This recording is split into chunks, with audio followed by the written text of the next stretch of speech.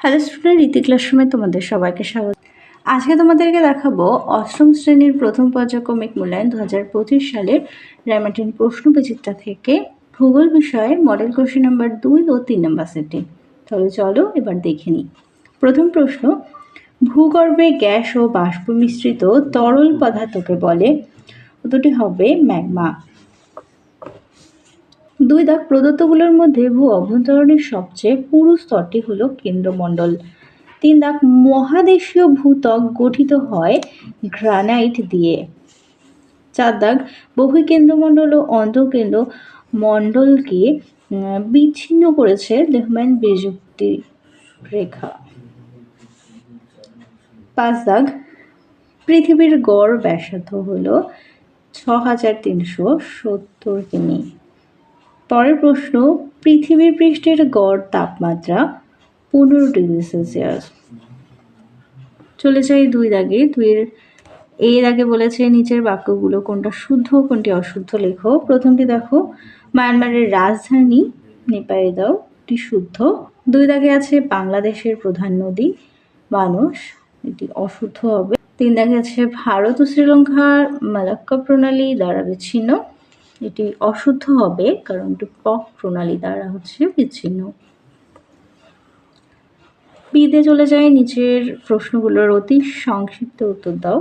নেপালের উচ্চতম শৃঙ্গের নাম মাউন্ট এভারেস্ট আর বাংলাদেশের রাজধানীর নাম ঢাকা। 3 এক দাগে বলেছে ক্যারেজ প্রথা কি? এক ধরনের জলসেচ প্রথাই হলো ক্যারেজ প্রথা। পাকিস্তানের পশ্চিমের শুষ্ক অঞ্চলে প্রচণ্ড তাপে শুকিয়ে যাওয়ার ভয়ে মাটির ওপর দিয়ে জল নিয়ে যাওয়া সম্ভব হয় না বলে মাটির তলায় সুড়ঙ্গ কেটে কৃষি জমিতে জল নিয়ে যাওয়া হয়, একেই ক্যারেজ প্রথা বলে। পরেরটি দেখো, SAARC কি? 1985 সালে ভারত, বাংলাদেশ, নেপাল, ভুটান, শ্রীলঙ্কা, পাকিস্তান, মালদ্বীপ ও আফগানিস্তানের এই 8টি দেশ নিয়ে SAARC নামক একটি সংস্থা গঠন করা হয়েছে, যার অন্যতম উদ্দেশ্য হলো পারস্পরিক সুসম্পর্ক বজায় রেখে আলাপ আলোচনার মাধ্যমে অর্থনৈতিক ও সাংস্কৃতিক উন্নতি সাধন করা, নিরপেক্ষতা, দারিদ্র্য, অপুষ্টি নির্মূল করা তথা সমস্ত প্রতিবেশী দেশের সর্বাঙ্গীন উন্নতিতে সর্বত্রভাবে সহযোগিতা করা। নেপালের পর্যটন শিল্প সম্পর্কে লেখো। দেখে নাও নেপালের পর্যটন শিল্প উন্নত কোনো, তোমরা একটু ছোট করে লিখবে যেহেতু 2 নম্বরের প্রশ্ন। এরপরে দেখো চলে যাই 4 দাগে। 4 এক, প্যানজিয়া ও প্যান্থালাসা কাকে বলে?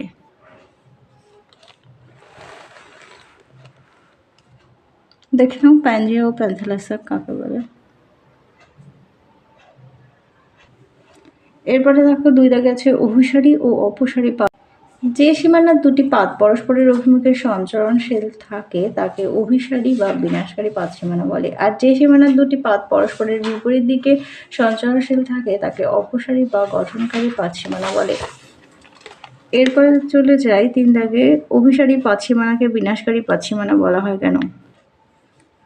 অভিসারী পাত সীমানাকে বিনাশকারী পাত সীমানা বলার কারণ মহাদেশীয় মহাসাগরীয় পাত পরস্পরের দিকে অগ্রসর হলে ভারী মহাসাগরীয় পাত মহাদেশীয় পাতের নিচে প্রবেশ করে ও সামুদ্রিক খাত সৃষ্টি করে, যেমন প্রশান্ত মহাসাগরের মারিয়ানা খাত।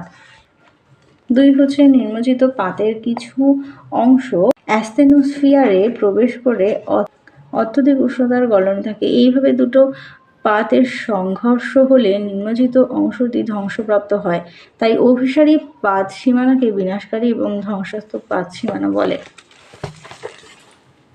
এরপরে আছে প্রশান্ত মহাসাগরের অগ্নিবলয় ভূমিকম্পের প্রবল কেন?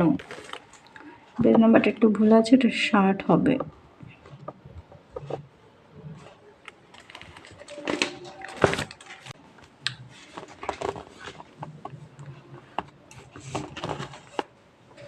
প্রশান্ত মহাসাগরীয় অগ্নিবলয়, মধ্য মহাসাগরীয় অগ্নিবলয় আর মধ্য আটলান্টিক শৈলশিরা বলয়। চলে যাই 5 দাগে। 5 এক, আগ্নেয় শিলা কাকে বলে? দেখো আগ্নেয় শিলা। এরপরে বলেছে আগ্নেয় শিলার বৈশিষ্ট্য। দেখে নাও আগ্নেয় শিলার বৈশিষ্ট্য।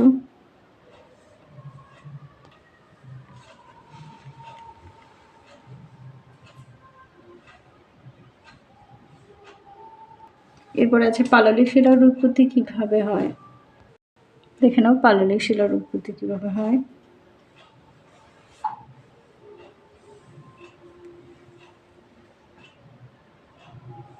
এর সাথে ছিল রূপান্তরিত শিলা কাকে বলে। দীর্ঘদিন ধরে ভূগর্ভের প্রচণ্ড তাপ ও তাপে আগ্নেয় ও পাললিক শিলার সম্পূর্ণ রূপান্তর ঘটে যে শিলা সৃষ্টি হয় তাকে বলা হয় রূপান্তরিত শিলা। দেখো শিলাচক্র বলতে কি বোঝো আর শিলা থেকে কিভাবে মাটি সৃষ্টি হয়। 3 প্রকার শিলার বিভিন্ন পদ্ধতিতে চক্রাকার আবর্তন প্রক্রিয়া হলো শিলাচক্র। আর শিলা থেকে কিভাবে মাটি সৃষ্টি হয়। শিলা থেকে কিভাবে দেখে নাও শিলা থেকে কিভাবে মাটি সৃষ্টি হয়।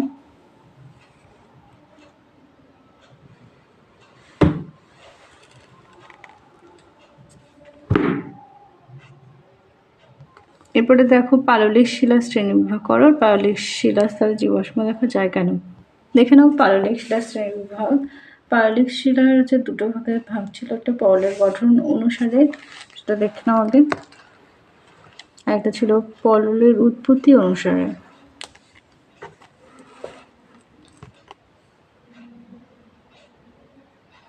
দেখে নাও এবার 3 নম্বর মডেল সেটটি। প্রথম প্রশ্ন, তরল মাধ্যমে প্রবাহিত হতে পারে না এস তরঙ্গ, শুধুমাত্র কঠিনের মধ্য দিয়ে প্রবাহিত হয়। 2, ভূত্বকের বেশিরভাগ অংশ জুড়ে আছে অক্সিজেন। আর পৃথিবী পৃষ্ঠের গড় তাপমাত্রা 15 ডিগ্রি সেলসিয়াস। আর গুরুমণ্ডলের ক্রোফেসিমা ও নিফেসিমার মাঝে আছে রিবৃত্তি বিযুক্তি রেখা। 5, মহাদেশীয় ভূত্বক গ্রানাইট শিলা দ্বারা গঠিত। আর 6 আছে পৃথিবীর অভ্যন্তরে কেন্দ্রমণ্ডলের স্তরটি হলো 3500 কিমি।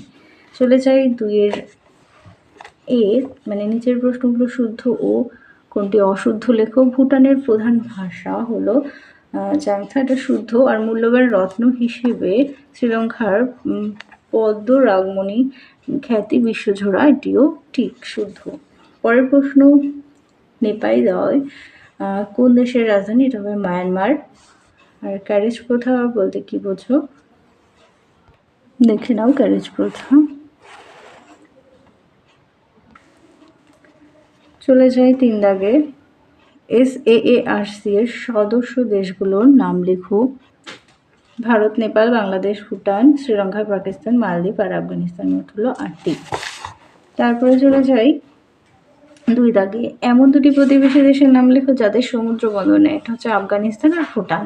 পরের প্রশ্ন, মায়ানমারে কি ধরনের অরণ্য দেখা যায়, এটা লিখবে। মায়ানমারে হচ্ছে চিরহরিৎ বৃক্ষ, সর্ববর্গীয় পর্ণমোচী, তৃণভোজী, ম্যানগ্রোভ বনভূমি ইত্যাদি দেখা যায়।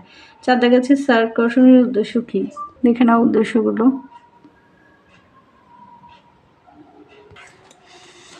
এবার চলে যাই 4 দাগে। উদাহরণসহ আগ্নেয়গিরি শ্রেণীবিভাগ, দেখে নাও আগ্নেয়গিরি শ্রেণীবিভাগ।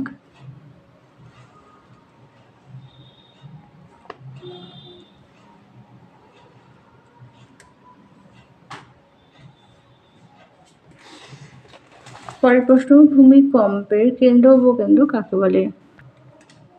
পৃথিবীর অভ্যন্তরে যে স্থান ভূমিকম্প সৃষ্টি হয় তাকে ভূমিকম্পের কেন্দ্র, আর ভূমিকম্পের কেন্দ্রের ঠিক সোজাসুজি ভূপৃষ্ঠের উপরে অবস্থিত স্থানকে উপকেন্দ্র বলে।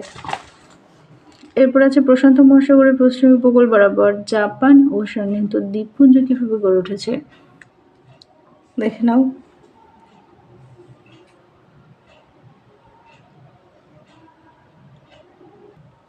পরের প্রশ্ন, ভূমিকম্পের প্রাথমিক তরঙ্গ দ্বিতীয় পর্যায়ের তরঙ্গের মধ্যে পার্থক্য, দেখে নাও প্রাথমিক আর হচ্ছে তরঙ্গের মানে গৌণ তরঙ্গের পার্থক্য।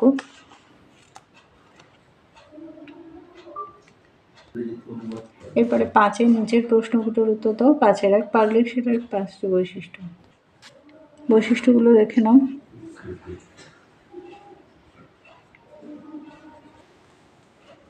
এরপরে আছে চিত্রসহ উদ্বেদী ও নিঃসরী আগ্নেয়শিলার বিবরণ। এদিকে দেখো আছে নিঃসরী আগ্নেয়শিলা সম্পর্কে রয়েছে, উদাহরণ রয়েছে। আর এদিকে হচ্ছে উদ্বেদী আগ্নেয়শিলা সম্পর্কে এবং উদাহরণ রয়েছে।